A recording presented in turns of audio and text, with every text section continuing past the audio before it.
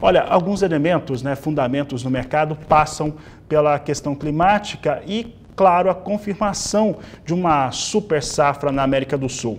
E há risco sobre essa safra, isso ocorre aqui no Brasil, principalmente por conta do Rio Grande do Sul, né? Nossas equipes de reportagem no Rio Grande do Sul mostram um cenário já de perdas, necessidade de replantio, soja que foi plantada mais cedo com severo dificuldade de desenvolvimento e um cenário ainda pior na Argentina. A Argentina que teve chuvas nesta virada de ano, comecinho de ano, chuvas mais expressivas, principalmente na província de Buenos Aires, mas que, entretanto, nós temos ali todo o resto e o desenvolvimento dessa soja na Argentina, que acaba por mostrar um cenário mais desafiador. Portanto, a expectativa, pelo menos dos produtores, é que se tenha quebra, se tenha uma produção menor, produtividade menor e automaticamente a produção também. Para falar a respeito destes e outros assuntos do mercado da soja, eu vou conversar agora ao vivo pela internet com o Juan Seni, ele que é analista de mercado da Grão Direto e participa ao vivo conosco. Juan, obrigado pela sua participação aqui no canal do Boi, no Agricultura BR. Como é que você avalia esse momento no mercado da soja? Tem a influência do mercado financeiro norte-americano, tem do petróleo também, mas principalmente o que pode ocorrer na América do Sul, principalmente ao risco na Argentina e também ao Rio Grande do Sul aqui no Brasil. Uma boa tarde, seja bem-vindo. Obrigado, é sempre um prazer estar aqui com vocês. Estendo meus cumprimentos a todos que nos acompanham. Bom, o mercado de soja, em específico, ele está passando por um momento em que vários fatores estão influenciando nesse momento, né? Então, temos a questão da Argentina, que você bem mencionou, em que estamos tendo um problema bastante grave com a falta de chuva e excesso, né, temperaturas altas, que tem prejudicado a produção daquele país. Temos o outro cenário também, que é a questão da China. Quando a gente fala de China, acaba refletindo em todo o mercado, não só de commodities, por se tratar de um país que importa bastante matéria-prima para consumo. E falando de soja em específico, e falando do Brasil, representa cerca de 70% das exportações brasileiras. E, por último, temos um contrapeso disso tudo, né, a safra do Brasil, que, por sinal, apesar de alguns problemas pontuais, como exemplo no Rio Grande do Sul, no restante do Brasil, a safra vem com um desenvolvimento bastante satisfatório. Então, esses são os principais fatores que têm influenciado o mercado de Chicago, sem contar, não esquecendo, na verdade, do mercado financeiro. Diante desse movimento de alta de inflação mundial, qualquer movimento dos bancos centrais ou de algum participante importante do mercado acaba também influenciando e refletindo nas cotações de Chicago. Juan, e tem esses elementos, né, que são externos à cadeia produtiva que acabam por trazer impactos, né, influências sobre as negociações de milho, de soja e também de outras commodities. Falando hoje a respeito da oferta global, a oferta e demanda global para a oleaginosa, como é que você vê o quadro, apesar ainda de estar cedo para falar do tamanho que devemos ter dessa safra aqui na América do Sul? Bom, a situação mundial de estoque da soja segue bastante apertado, mesmo se o Brasil tiver ou corresponder, né, à expectativa de produção, né, de 150 milhões de toneladas.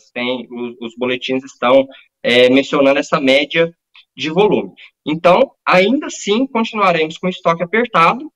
Após o Brasil, após a América do Sul, na verdade, teremos a safra norte-americana, que, se tiver também uma boa produção, vai amenizar mais um pouco essa questão dos estoques e, consequentemente, nos próximos anos, se continuar com essas altas produções, com boas expectativas, os estoques vão ser regularizados.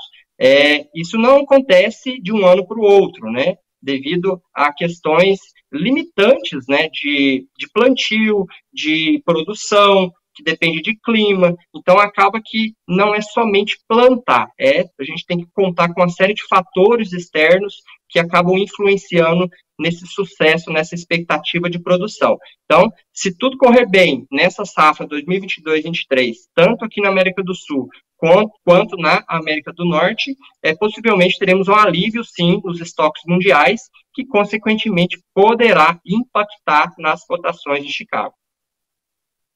Juan, vocês aí na Grão Direto têm uma forte atuação também em relação à comercialização. Como é que o produtor rural, o sojicultor, tem comercializado sua soja? Eu sei que tem pouca liquidez, a sazonalidade mostra, né, que temos poucos negócios entre dezembro e janeiro. Como que esse produtor tem comercializado a soja dele dessa nova campanha 2022-2023 e como que você espera que isso ocorra durante esse ano?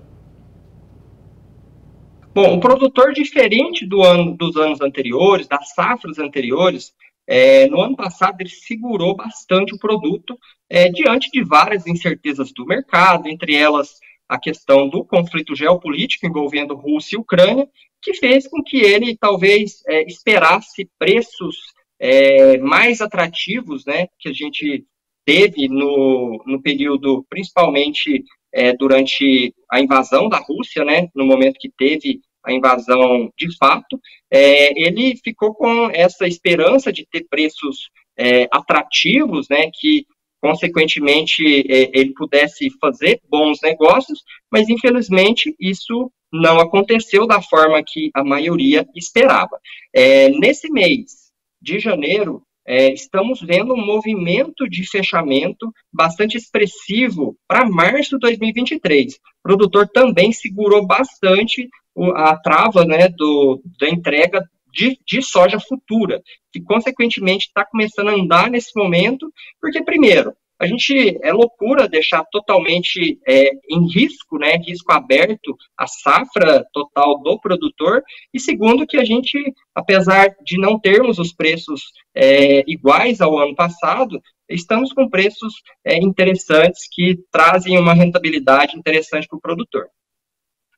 Tudo bem, Juan?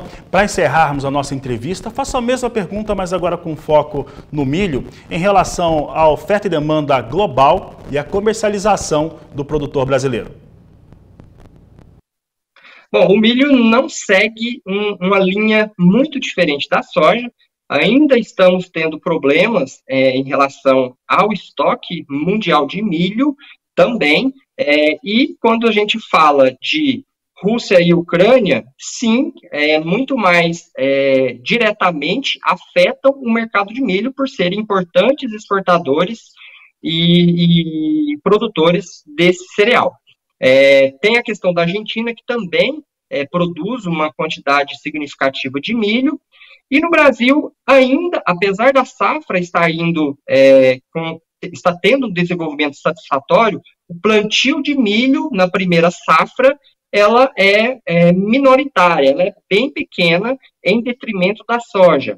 Um volume bastante expressivo, espera-se que venha na segunda safra, né, que seria plantada após a colheita dessa primeira safra. Então, tem uma estimativa bastante alta dessa produção, inclusive volume recorde de produção. Se o clima favorecer, teremos bastante milho para ofertar ao mercado. Em contrapartida, teremos um consumo também bastante aquecido, principalmente quando a gente fala que teremos um novo comprador e, por sinal, um comprador bem forte, que seria a China, né? Então, a China entrando no mercado de milho brasileiro traz uma demanda ainda maior pelo milho brasileiro e, consequentemente, traz uma boa expectativa de negociação nesta safra e na próxima safra que vai ser plantada para o produtor brasileiro. Juan, só vou fazer mais uma pergunta. Ainda hoje eu vou conversar com o vice-presidente da Federação da Agricultura de Santa Catarina, o Barbieri. Ele vai falar a respeito da oferta de milho em Santa Catarina, principalmente pensando na suinocultura. Nesta última quarta, quinta-feira, eu trazia alguns dados da ANEC, Associação Nacional dos Exportadores de Cereais, que mostravam números muito relevantes em torno dos embarques brasileiros de milho para todos os destinos, mas principalmente para a China em dezembro. A expectativa para janeiro, né, que passa também de 4 milhões de toneladas e quase 100% acima de janeiro do ano passado, né, janeiro de 2022. Você acredita que China agora no mercado comprando milho mudou muito o fator em relação a como que esse milho está sendo comercializado e também como que ele vai ser demandado mesmo no Brasil com uma grande safra? Muda bastante a questão da precificação do cereal brasileiro, porque ele começa a ter um peso maior de paridade de exportação. O que seria isso? A partir de agora, o Brasil passa a concorrer diretamente com os Estados Unidos, por exemplo, que é o principal fornecedor de cereal para a China. Juntamente, passa a competir com Rússia, Ucrânia, ou seja, passa a competir com os principais players de mercados. Então, acaba que a produção desses países, sendo expressivas ou não, acabam também impactando na safra brasileira, na precificação do milho brasileiro. Não podemos esquecer que temos uma demanda interna também bastante aquecida, bastante favorável, que pode ser um contrapeso nesse cenário.